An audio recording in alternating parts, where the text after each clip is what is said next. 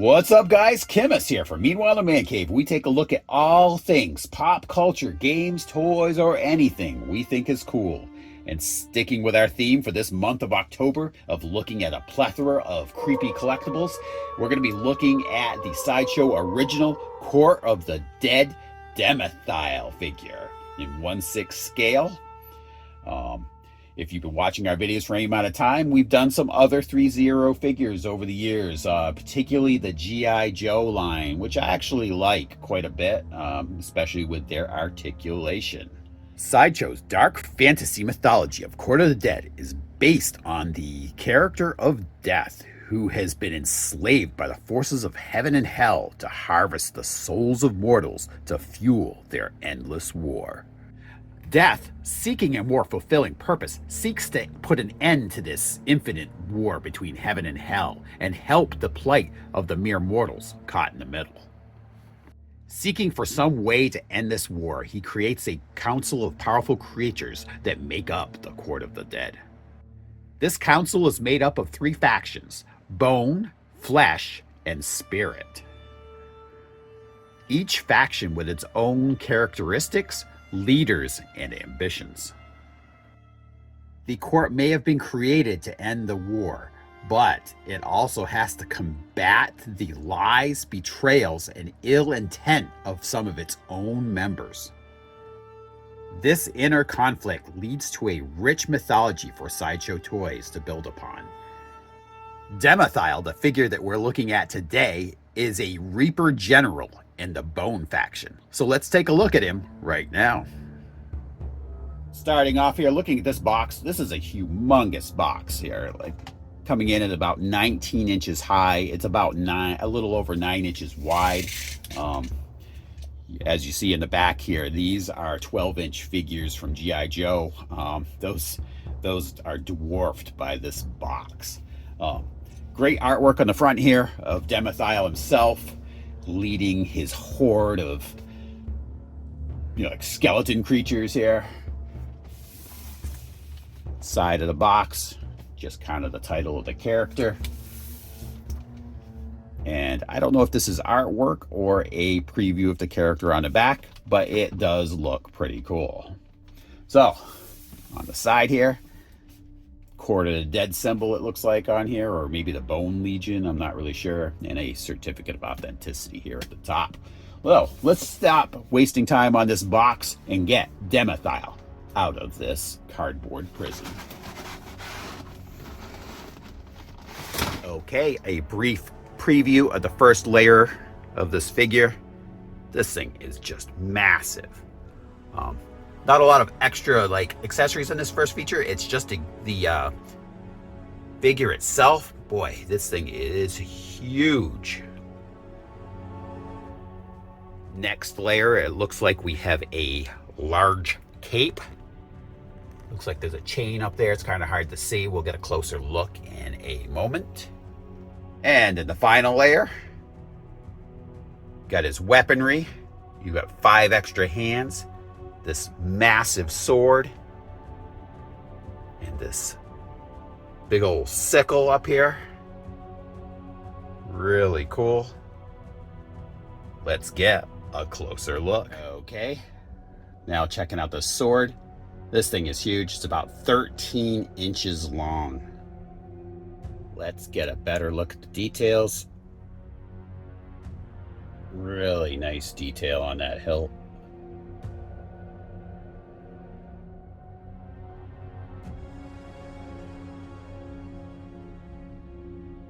Really cool.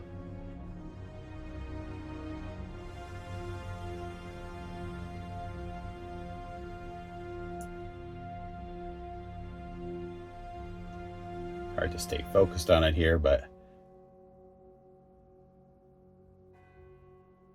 really wild.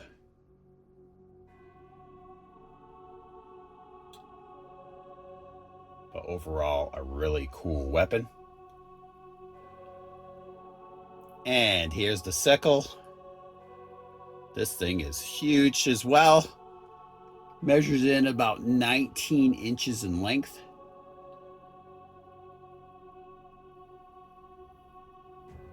Just a huge piece of hardware for this character.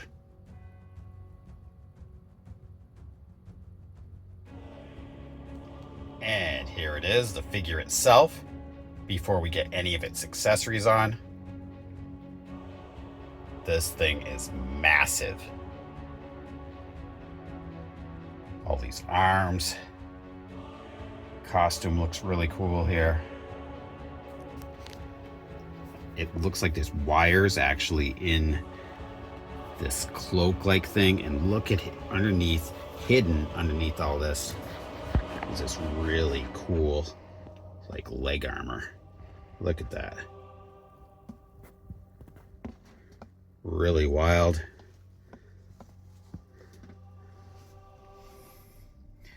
This armor has all kinds of nice detail on it.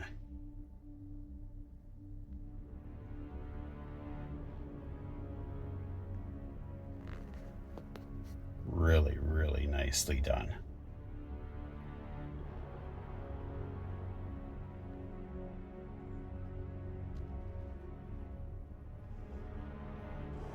Teeth on the face. It's actually got shiny eyes up here. It's hard to see in this light, but they do shine. These extra arms here.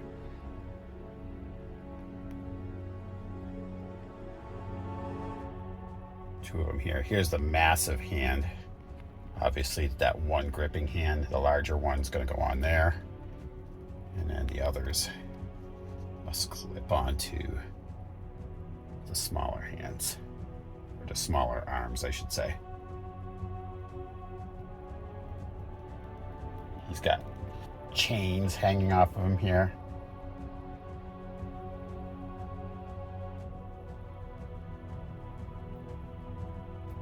Now we won't see this once we get the cloak on, so we're going to take a look at the back of the figure right now. Getting more detail on the armor. There's all these chains hanging off the character. Really cool.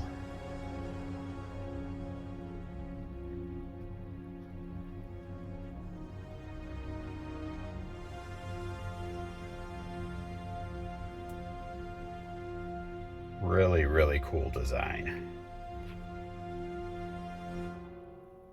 You can see like the chainmail armor underneath.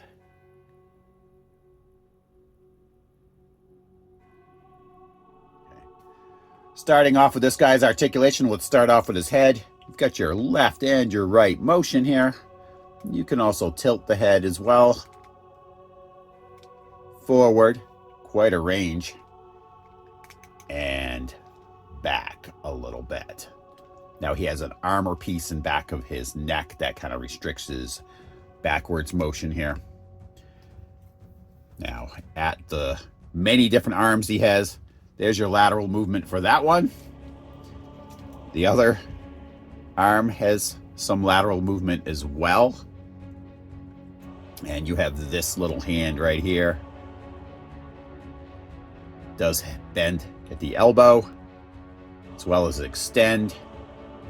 There is no wrist joint in this tiny little hand, but it does go up and down. It does not go lateral. Now, this arm here, you can tilt it down. You've got some rotation there. Swinging around. There's quite a range of motion there. And you can tilt this wrist, or you can swivel this wrist left and right. Now on this other, you've got your elbow joint, obviously, forward and back, and you've got a swivel between the shoulder and bicep as well. A lot of range of motion there. And this should be the same on this side. The bending at the elbow. You can swivel it out, turn the wrist, and obviously your lateral movement there. No restrictions there. No abdomen joint, obviously, because you have this armor, full set of armor there, but you do have a waist joint here. Down here at the legs. Now, this uniform here does have wires in it, so you can angle that, give it some flow. It's hard to see his legs down here, but there is there you go. There is a knee joint there. Down here at the foot, there is no swiveling. You do have a little bit of an angle there for the foot, but no swiveling aside from up here at the hip. It's really hard to see, but here at the hip, you can swivel that leg. So you can use that leg as a plant foot. And that should be the same on the other side as well. So let's just get this guy into some poses, and I'm gonna let you know what I think. So here he is, got him into some poses.